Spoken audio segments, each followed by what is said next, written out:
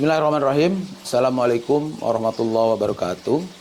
Jumpa kembali di channel YouTube SPOLA, Sekolah Politik Anggaran Perkumpulan Inisiatif.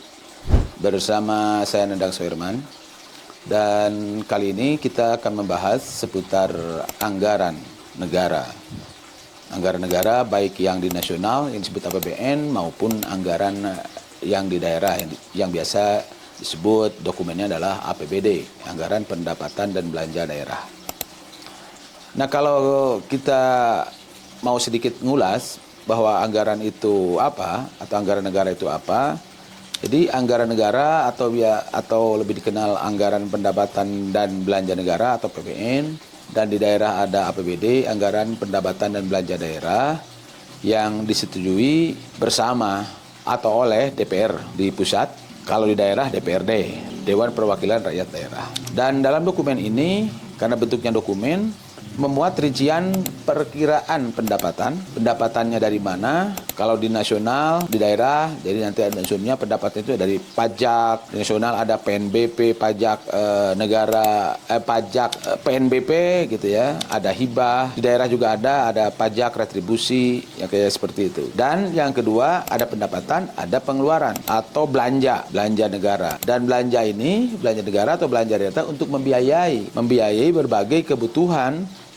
pemerintah. Dalam hari ini adalah mengatasi persoalan-persoalan yang dihadapi oleh masyarakat, oleh rakyatnya. Semestinya di sisi itu. Gitu secara sederhananya. Nah, komponen utamanya dalam anggaran negara atau anggaran daerah itu ada yang disebut dengan komponen pendapatannya atau penerimaannya, penerimaan pajak, penerimaan negara bukan pajak atau PNBP, dan juga yang tadi ada belanja negaranya, ada untuk pembangunan, untuk membiayai berbagai kegiatan, program, dan macam-macam yang dilaksanakan oleh kementerian atau oleh dinas di daerah. Kalau melihat dari sisi fungsinya, fungsi anggaran negara atau anggaran daerah itu ada fungsi otorisasi, ada 8 tuh. Ada fungsi otorisasi, ada fungsi perencanaan, ada fungsi pengawasan, ada fungsi alokasi, ada fungsi distribusi, dan ada fungsi stabilisasi. Itu ada 6, sekitar 6 ya, bukan 8, sekitar 6 fungsi kalau lihat dari fungsi anggaran seperti itu. Dan untuk lebih jelasnya silahkan nanti baca, literaturnya cukup banyak, regulasinya juga cukup ada, tapi untuk berbicara tentang anggaran ada undang-undangnya, Undang-Undang Nomor 17 Tahun 2003 tentang keuangan negara. Dimuat di dalamnya untuk yang nasional maupun yang untuk daerah. Nah, yang biasanya karena dia setiap tahun dirumuskan satu-satunya kebijakan baik di nasional maupun di daerah yang menyangkut dengan anggaran inilah yang setiap tahun harus dibincangkan. Kalau kebijakan-kebijakan yang lain atau peraturan yang lain ya bisa 5 tahunan, ada yang seperti itu. Atau ada yang sekali dibuat ya sudah, nanti saja ada perbaikan. Tapi kalau untuk negara setiap tahun tanpa ada pembahasan, tanpa ada pembicaraan, ini negara tidak akan bisa menjalankan fungsi-fungsinya. Makanya begitu strategisnya anggaran negara ini atau anggaran daerah ini. Agar dia bisa berjalan pemerintah, maka anggaran ini harus dibicarakan. Anggaran ini sumbernya yang tadi ada pajak atau non pajak. Kalau daerah ada pajak, ada retribusi. Sumbernya 2 hal yang paling besar. Nah, sumber-sumber inilah dipungut dari berbagai aktivitas masyarakat yang berupa pajak. Ada pajak-pajak yang bersifat penghasilan, pajak perusahaan, ya kan? Ada pajak-pajak sumber daya alam dan macam-macam itu. Nah, itu dikumpulkan oleh negara, dikelola, dimanage, dan nanti didistribusikan untuk dibelanjakan dalam bentuk berbagai program. Dan program kegiatan ini adalah untuk mengatasi persoalan yang dihadapi oleh masyarakat. Jadi di situ harus hati-hatinya adalah seperti itu. Jadi fungsi sebetulnya secara sederhana, fungsi anggaran itu adalah mengatasi persoalan-persoalan masyarakat. Di situ letaknya. Nah, apa yang dimaksud dengan anggaran negara tersebut? Kalau dari sisi administrasi ya berupa laporan keuangan tahunan yang di dalamnya memuat perkiraan penerimaan dari mana saja. Pengeluarannya baik di negara maupun daerah setiap tahunnya apa saja yang berlangsung dari tanggal, kalau lihatnya, tanggal 1 Januari sampai dengan tanggal 31 Desember setiap tahun, setahun sekali. Itu kalau dari sisi fungsinya. Tujuannya untuk apa? Tujuannya untuk tadi memastikan agar anggaran ini bisa meningkatkan kesejahteraan. Kan salah satunya anggaran ini adalah instrumen untuk peningkatan kesejahteraan. Karena tujuan bernegara ini adalah di preambul Undang-Undang Dasar 45 itu adalah menghantarkan kesejahteraan rakyat. Jadi yang menjadi ukurannya itu adalah dari tingkat kesejahteraannya. Dan kesejahteraan rakyat itu di kita sudah ada ukurannya, ada indikatornya yang biasa disebut dengan indeks pembangunan manusia. Nah, indeks pembangunan manusia itulah yang menjadi ukuran. Dan kita bisa nanti mengkorelasikan seberapa efektif anggaran itu digunakan untuk meningkatkan IPM tersebut. Oke, seperti itu secara garis besar. Mari kita lihat dari sisi posturnya ya, postur APBN atau APBD. Dan saya akan fokus ke APBD. Kalau APBN sudah banyak yang membahas, bahkan bisa kita mengakses bagaimana Menteri Keuangan begitu getol ya untuk menampilkan, menginformasikan kepada publik. Saya akan fokus kepada APBD atau anggaran daerah. APBD atau anggaran daerah ini seperti dengan APBN terdiri besarannya dari mulai pendapatan daerah, ya, belanja daerah dan pembiaya daerah. Ada tiga komponen. Dan di pendapatan daerah itu sumber-sumber pendapatannya terdiri dari pendapatan asli daerah atau PAD. Ini kosakata yang sudah sangat akrab dengan kita sebagai warga masyarakat. PAD itu pendapatan asli daerah, yang di dalamnya ada pajak daerah, ada retribusi daerah, dan hasil pengelolaan kekayaan daerah, dan lain-lain PAD yang sah. Ada 4 komponen besar di PAD itu. Kalau berbicara tentang PAD ini, juga menunjukkan terkait dengan potret kemampuan fiskal daerahnya atau kemandirian setiap daerah. Contoh, seperti di Jawa Barat. Jawa Barat yang terdiri 27 kabupaten kota, itu PAD-nya itu cukup beragam. Persentase PAD terhadap seluruh pendapatan daerahnya. Yang paling tinggi biasanya daerah-daerah yang terletak di kota atau pemerintah kota. Yang relatif menengah, ada kabupaten, ada yang kota juga, ada yang terbawah gitu. Nah, yang itu mencirikan bahwa PAD ini kekuatan fiskal daerahnya itu dicirikan di besaran tersebut. Yang kedua, sumber pendapatan daerah itu adalah dari dana transfer pemerintah pusat dan provinsi. Dana transfer yang sekarang disebutnya dana transfer pemerintah pusat atau DTU gitu kan. Itu juga menjadi sumber pendapatan. Bahkan sebagian besar, hampir seluruh pemerintah daerah itu pendapatan daerahnya bersumber dari dana transfer pemerintah pusat. Sehingga kalau pemerintah pusat mengurangi dana transfer akan sangat berpengaruh terhadap kondisi pendapatan dan kondisi keuangan di daerah, di kabupaten kota termasuk di provinsi.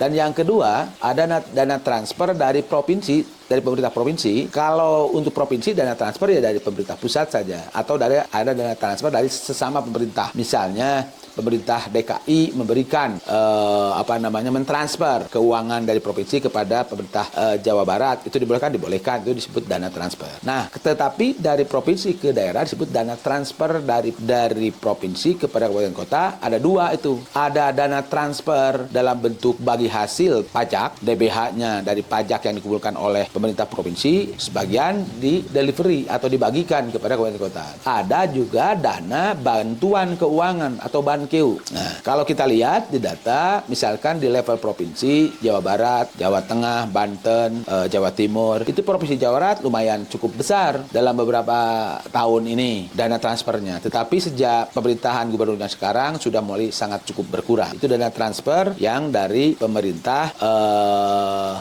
pemerintah provinsi kepada pemerintah kabupaten kota. Tuh. Yang ketiga, ada lain-lain pendapatan daerah yang sah, yang di dalamnya itu ada pendapatan hibah dan juga ada dana darurat gitu, bisa untuk mengatasi bencana dan macam-macam, dan lain-lain pendapatan yang sesuai ketentuan peraturan perundangan. Jadi ada 3 komponen besar di dana pendapatan daerah, itu sumbernya. Yang kedua, yaitu komponen belanja daerah. Nah, di belanja daerah inilah menunjukkan seberapa besar komitmen pemerintah daerah untuk apakah berkomitmen untuk peningkatan kesejahteraan. Itu bisa diukur dari alokasi, besaran alokasi. Misalnya seberapa besar bupati atau wali kota di suatu daerah berkomitmen untuk meningkatkan keterampilan para pekerja yang disiapkan oleh mereka. Nah, berapa besar? Itu biasanya ada di dinas yang terkait dengan peningkatan itu. Atau seberapa besar dia komitmennya untuk meningkatkan kesehatan. Nah, itu bisa dilihat dari situ. Seberapa besar bupati wali kota kota untuk keberpihakan terhadap kelompok perempuan. Misalnya yang kayak gitu. Itu bisa dilihat dari besaran alokasi untuk menunjukkan komitmen itu. Nah, belanja daerah itu terdiri dari komponennya, ada yang disebut belanja operasi, mengoperasionalkan operasional ya gitu ya, belanja operasi, yang di dalamnya ada belanja pegawai, belanja barang jasa, belanja bunga, belanja subsidi, belanja hibah, dan belanja bantuan sosial. Itu disebut belanja operasi, operasional. Ada yang kedua, belanja modal. Belanja modal ini yang nanti dibelanjakan berupa barang yang akan menjadi aset atau kekayaan daerah, seperti membangun jalan, bangun rumah sakit, sekolah, ya kan, kendaraan operasional, itu menjadi belanja modal yang menjadi kekayaan. Kalau yang tadi belanja operasi yang di dalamnya juga ada belanja barang dan jasa. Cuma bedanya kalau belanja barang di belanja operasi itu tidak menjadi aset, tidak bisa dihitung karena masa berlakunya atau masa kemanfaatannya itu biasanya di bawah 1 tahun. Contoh, untuk belanja apa? Belanja barang untuk pemeliharaan, barang untuk rumah tangga, itu ya. Yang kayak gitu nggak bisa menjadi aset. Yang masa kegunaannya di bawah 1 tahun. Kertas, ATK itu barang itu, ya kan? Gitu. Ada juga jasa berupa honor, ya, berupa upah, ya, makanya di dalamnya itu ada belanja pegawai itu di belanja operasi itu. Nah, yang ketiga ada belanja tidak terduga. Di daerah itu ada yang disebut belanja tidak terduga, yang di dalamnya menurut regulasi itu dialokasikan untuk mengatasi bencana. Karena bencana kan tidak bisa direncanakan. Tetapi seluruh daerah di Republik Indonesia ini potensial bencananya sangat tinggi. Maka oleh aturan diharuskan setiap daerah mengalokasikan untuk ada dana yang disimpan yang setiap saat bisa digunakan untuk mengatasi persoalan bencana. Macam-macam bencananya, bisa bencana alam, bencana sosial, ya, bisa macam-macam. Dan kalau di kabupaten, di daerah, di provinsi itu ada belanja transfer. Transfer pernah kalau dari provinsi kepada kabupaten itu adalah dana transfer dari provinsi ke kabupaten, bantuan ke kabupaten. Ada juga dari provinsi dana transfer ke mana? Ke desa. Dia tahu desa kan itu sebuah entitas pemerintahan juga, cuma dia otonom. Si desa itu bisa dari provinsi terima, bisa juga dari kabupaten. Kalau dari kabupaten ada undang-undangnya, yaitu undang-undang desa, ya. Itu ada yang sudah ditentukan oleh regulasi. Ada setiap tahun pemerintah kabupaten atau pemerintah kota yang masih ada desa mengalokasikan itu dana transfer. Itu jadi komponennya seperti itu. Dan yang terakhir di komponen di APBD itu ada pembiayaan daerah. Nah, pembiayaan fungsinya sederhana untuk mengatasi apabila terjadi misalnya surplus atau defisit. Apa itu surplus? Surplus itu apabila pendapatan lebih besar daripada belanja. Pendapatan daerah lebih besar, lebih daripada belanjanya. Misalnya sebuah daerah pendapatannya 100 miliar, belanjanya 90 miliar. Maka ada sisa 10 miliar. Nah, disimpanlah di pembiayaan tersebut. Atau juga terjadi minus, terjadi defisit. Sebuah pemerintah daerah, dia pendapatannya 100 miliar. Tapi belanjanya untuk pembangunan keseluruhan, untuk membiayai pemeliharaan, itu adalah 110. Maka dia minus 10. Disimpanlah di situ. Nanti untuk mengatasinya di pembiayaan. Dengan cara apa? Kalau terjadi kelebihan atau surplus, bisa ditabung, bisa dimasukkan menjadi belanja untuk membiayai perusahaan daerah, gitu, bisa tuh. Kalau dia tekor atau terjadi defisit, maka dia bisa jual aset atau pinjam. Itu dibolehkan untuk mengatasi. Tetapi kebijakannya bahwa setiap rencana itu harus disiapkan dulu terkait dengan anggarannya. Nah, seperti itu. Bagaimana potret hari ini? Apakah APBN atau APBD itu sudah berorientasi untuk kesejahteraan masyarakat? Nah, ini ada regulasinya. Kesejahteraan sendiri kan itu mandat daripada Undang-Undang Dasar, ya, bahwa tujuan bernegara adalah untuk kesejahteraan. Nah, di Undang-Undang Nomor 1 Tahun 2022 sekarang ini sudah memberikan batasan. Yang tadi kita sebut bahwa ada belanja pegawai, belanja operasi itu lebih banyak, sebagian besar di belanja itu sebagian besar adalah untuk pegawai, hampir seluruhnya. Bahkan di Provinsi Jawa Barat itu belanja pegawai itu kisarannya, ya, kalau di provinsi itu sekitar 26%, kalau di kabupaten kota ada yang sampai 42%. Sementara di regulasi atau undang-undangnya di Undang-Undang Nomor 1 Tahun 2022 sudah ditentukan bahwa belanja pegawai itu maksimal 30% dari belanja daerah. Itu maksimal. Tetapi ketentuan ini berlaku efektifnya nanti tahun 2027. Tinggal setahun lagi dari sekarang. Sekitar setahun lagi itu 2027 itu segitu. Sementara untuk belanja kepada publik termasuk di dalamnya untuk kesejahteraan itu undang-undang itu menyatakan bahwa belanja yang disebut dengan belanja publik itu belanja infrastruktur. Apa yang dimaksud belanja infrastruktur itu? Belanja modal dan belanja pemeliharaan. Tadi dalam struktur APBD kan ada di belanja itu ada terdiri dari belanja operasi, belanja modal, dan ada belanja tidak terduga dan belanja transfer. Nah, yang disebut dengan menurut undang-undang itu ada yang disebut belanja infrastruktur. Belanja infrastruktur itu adalah belanja modal ditambah belanja pemeliharaan. Di mana letak pemeliharaan? Nomenklaturnya itu ada di belanja operasi, di belanja barang dan jasa. Ada di dalamnya nanti kalau dibedah itu lebih kecil ada belanja pemeliharaan. Pemeliharaan untuk apa? Pemeliharaan gedung, kendaraan, jalan itu semua harus dipelihara. Maka itu disebut dengan belanja infrastruktur. Nah, kondisi hari ini belanja infrastruktur di kabupaten kota itu masih jauh ke angka 40%. Ke proporsi ya, bukan angka. Kepada proporsi 40% dari belanja daerah. Contoh di Jawa Barat itu yang paling kecil proporsi belanja infrastruktur itu Kabupaten Tasik. Itu masih hanya sekitar 11-12%. Ya kan? Sementara ketentuan harus 50%. Yang paling tinggi itu ada beberapa lah. Kabupaten diantaranya ada Karawang, ada Bogor gitu ya. Ada juga kalau di daerah timurnya yang relatif sudah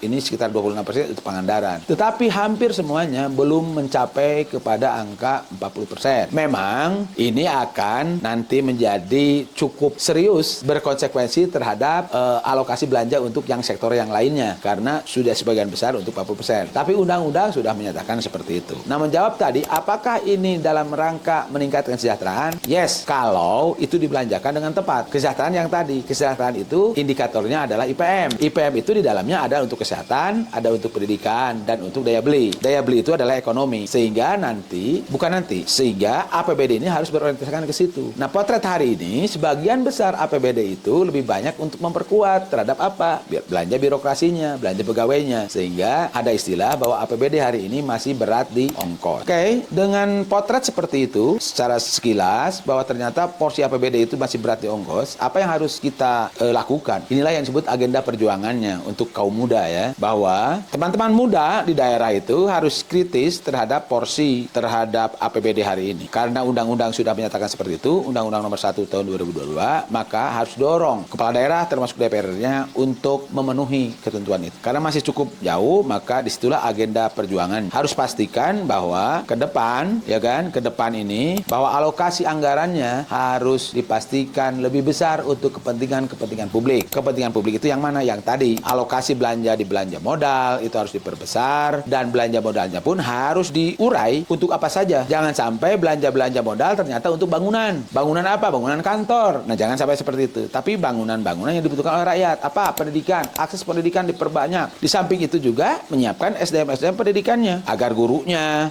disiapkan, ya kan, aksesnya, jalannya, semua. Pendidikan di kesehatan juga hal yang sama, ya. Termasuk juga bagaimana membangun agar masyarakat juga lebih aware terhadap kesehatan di sini.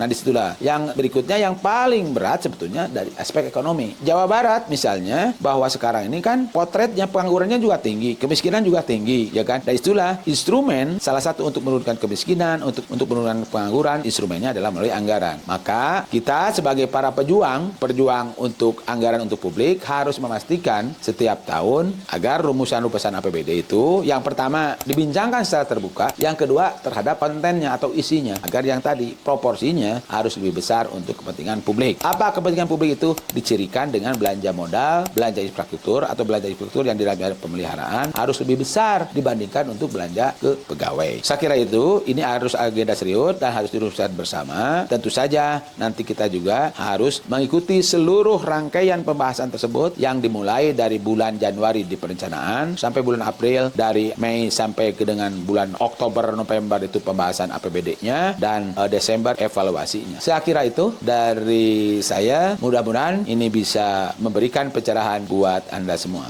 Wassalamualaikum warahmatullahi wabarakatuh.